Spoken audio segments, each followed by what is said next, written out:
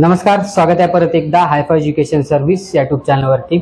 या अगोदरच्या व्हिडिओमध्ये आपण महाराष्ट्रामध्ये MBBS काय स्टेटस आहे, number of colleges, number of seats आणि कट ऑफ कशा पद्धतीने आहे याबद्दलची माहिती घेतलेली होती। या व्हिडिओमध्ये आपण BDS महाराष्ट्र स्टेटमध्ये काय स्टेटस आहे, number of colleges, number of seats आणि कट ऑफ कशा पद्धतीने आहे याबद्दलची माहिती घेणार आहोत।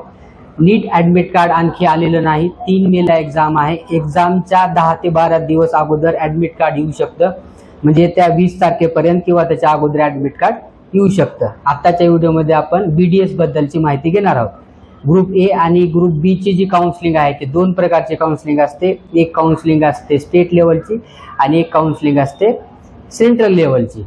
तर आपण स्टेट काउन्सिलिंग बद्दल बोलणार आहोत की कोणकोणते कॉलेजेस या स्टेट काउन्सिलिंग मध्ये येत असतात। स्टेट काउन्सिलिंग मध्ये government college, government added college, त्यालाच आपण सेमी गव्हर्नमेंट कॉलेज म्हणतो आणि मायनॉरिटी कॉलेज म्हणतो। जर आपण BDS चा विचार केला तर BDS चे महाराष्ट्रामध्ये गव्हर्नमेंटचे फक्त 5 कॉलेजेस आहेत आणि दरवर्षीप्रमाणे प्रत्येक कोर्सचे कॉलेजेस हे ऍड होत असतात, पण त्या टायमिंग नुसार राऊंड 1 असेल किंवा राऊंड 2 असेल त्यावेळेस त्या कॉलेजला परमिशन मिळाल्यानंतर ते कॉलेज सीट मॅट्रिक्स मध्ये येत असतं। पण सध्या तरी 5 गव्हर्नमेंटचे कॉलेजेस आहेत। गव्हर्नमेंटचे BDS चे कॉलेजेस जे आहेत ते 5 कॉलेजेस आहेत। नंबर ऑफ सीट जे आहेत ते 376 सीट अवेलेबल आहेत।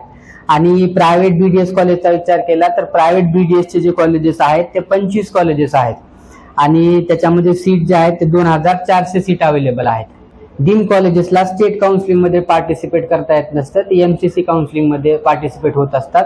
तर डीम कॉलेजेस किती आहेत MBBS आणि BDS चे ते आपण सेपरेट व्हिडिओमध्ये त्याची माहिती देणार आहोत। जर आपण BDS प्रायव्हेट कॉलेजचा जर कट ऑफचा विचार केला लास्ट इयर 2025 मध्ये, या अगोदरच्या व्हिडिओमध्ये पण सांगितलेलं आहे की एक्सेप्टेड कट ऑफ जो आहे तो नीटची एक्झाम झाल्यानंतर आपल्याला माहित होईल किंवा तो सांगता येईल। पण सध्या तरी विद्यार्थी आणि पालकांना याची माहिती असायला पाहिजे की ऍटलिस्ट किती मार्कापर्यंत आपल्याला MBBS असेल BDS असेल मिळण्याची शक्यता आहे। जर आपण ओपन कॅटेगरीचा विचार केला तर ओपन कॅटेगरीला 286 मार्कावरती BDS चं प्रायव्हेट कॉलेज मिळालेलं आहे। नंतर SC कॅटेगरीला 285 मार्कावरती BDS चं प्रायव्हेट कॉलेज मिळालेलं आहे। त्यानंतर ST कॅटेगरीला 215 मार्कावरती, BJ DTA कॅटेगरीला 286 मार्कावरती, NT1 त्यालाच आपण NTB म्हणतो 285 मार्कावरती BDS चं प्रायव्हेट कॉलेज मिळालेलं आहे। त्यानंतर NT2 ला 280 मार्कावरती BDS चं प्रायव्हेट कॉलेज मिळालेलं आहे। त्यानंतर NT3 ला सुद्धा 280 मार्कावरतीच BDS चं प्रायव्हेट कॉलेज मिळालेलं आहे। त्यानंतर OBC ला 283 मार्कावरती BDS चं प्रायव्हेट कॉलेज मिळालेलं आहे। प्रायव्हेट कॉलेजमध्ये EWS रिझर्वेशन नसतं, त्यामुळे त्याचा कट ऑफ ओपनच्या बरोबरीने जात असतो। त्यानंतर BDS गव्हर्नमेंट कॉलेज, जर BDS गव्हर्नमेंट कॉलेजचा आपण विचार केला तर ओपन कॅटेगरीला 466 मार्कावरती BDS चं गव्हर्नमेंट कॉलेज मिळालेलं आहे।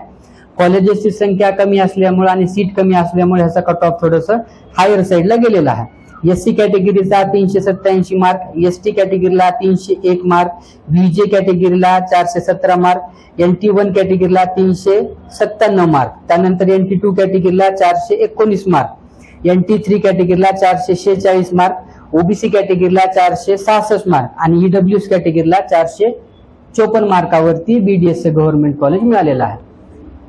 नीटचा रिझल्ट लागल्यानंतर किंवा काउन्सिलिंग प्रोसेस सुरू झाल्यानंतर महाराष्ट्र स्टेटचं जे CET सेल आहे त्याचं रजिस्ट्रेशन केल्यानंतर या काउन्सिलिंग मध्ये आपल्याला पार्टिसिपेट करता येत असतं।